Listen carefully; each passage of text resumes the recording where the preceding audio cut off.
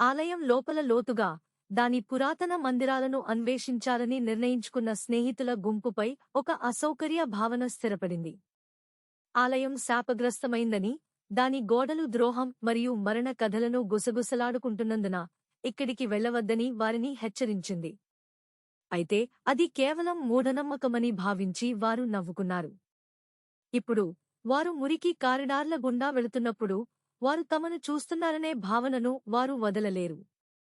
ప్రతి అడుగు ప్రతిధ్వనించింది, ప్రతి శ్వాస విస్తరించినట్లు అనిపించింది మరియు నీడలు తమ ఇష్టానుసారం కదులుతున్నట్లు అనిపించింది. వారు ఒక మూలకు మారినప్పుడు వారు చాలాకాలంగా మరచిపోయిన భాష యొక్క చిహ్నాలతో అలంకరించబడిన ఒక పెద్ద రాతి తలుపు మీద పొరపాట్లు చేశారు. గుంపు నాయకుడు, పొడవాటి మరియు నిర్భయ యువకుడు, తలుపు నెట్టాడు మరియు వారు లోపలికి అడుగుపెట్టారు. గది చిన్నది, మధ్యలో ఒకే పీఠం ఉంది, దానిపై చిన్న, అలంకరించబడిన పెట్టె ఉంటుంది. అకస్మాత్తుగా స్నేహితులలో ఒకరు, నిశ్శబ్దంగా మరియు నిశ్చలంగా ఉన్న అమ్మాయి, భయంతో ఆమె గొంతు వణుకుతోంది.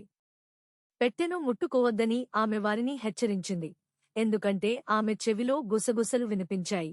ఇది వారి స్వంత సమూహంలోని ఒక ద్రోహిచే అమర్చబడిన ఉచ్చు అని ఆమెకు చెబుతుంది. గుంపు ఆశ్చర్యపోయింది మరియు వారు ఒకరినొకరు చూసుకున్నారు. వారి ముఖాల్లో అనుమానం చెక్కబడింది. వారిలో ఎవరు నమ్మకద్రోహి కావచ్చు? వారు వాదించడం ప్రారంభించారు. వారి గొంతులు పెరిగాయి. అకస్మాత్తుగా తలుపు వారి వెనుక మూసివేయబడింది, వారిని లోపల బంధించింది. అమ్మాయి కళ్ళు తెలిసే కాంతితో మెరుస్తున్నాయి మరియు ఆమె మాట్లాడింది. ఆమె స్వరం ద్వేషంతో చినుకుపడింది. ఆపై అన్ని ఆశలు కోల్పోయినట్లు అనిపించినప్పుడు లైట్లు వెలిగి టెంపుల్ ఆఫ్ ప్రాంగ్స్ అని రాసి ఉన్న గుర్తును బహిర్గతం చేసింది మరియు ప్రకాశవంతమైన నారింజ రంగు విగ్ ధరించి తలుపు వెనుక దాక్కున్న వారి స్నేహితుడిచే పంక్ చేయబడిందని సమూహం గ్రహించింది.